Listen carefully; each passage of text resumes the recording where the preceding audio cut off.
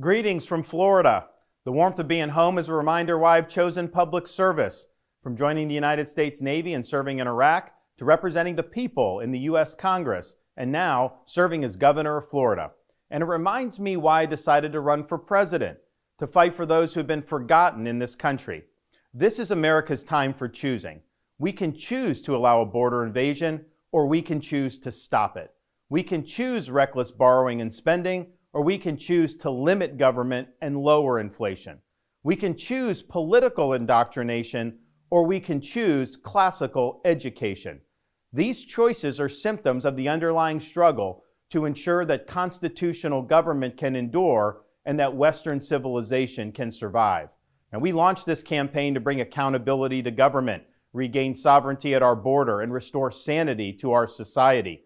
Now, over the past many months, Casey and I have traveled across the country to deliver a message of hope, that decline is a choice, and that we can, in fact, succeed again as a nation.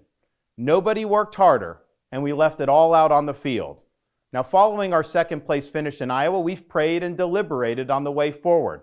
If there was anything I could do to produce a favorable outcome, more campaign stops, more interviews, I would do it. But I can't ask our supporters to volunteer their time and donate their resources if we don't have a clear path to victory. Accordingly, I am today suspending my campaign. I'm proud to have delivered on 100% of my promises, and I will not stop now. It's clear to me that a majority of Republican primary voters want to give Donald Trump another chance. They watch his presidency get stymied by relentless resistance, and they see Democrats using lawfare this day to attack him. Well, I've had disagreements with Donald Trump, such as on the coronavirus pandemic and his elevation of Anthony Fauci. Trump is superior to the current incumbent, Joe Biden. That is clear.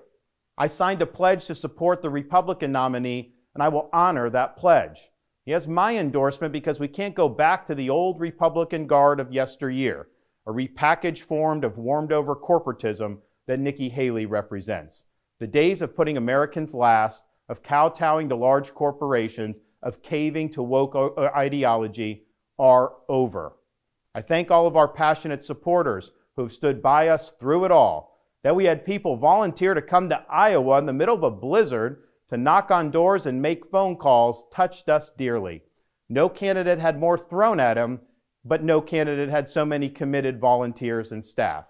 Finally, I want to thank my wife, Casey, and our kids, Madison, Mason, and Mamie.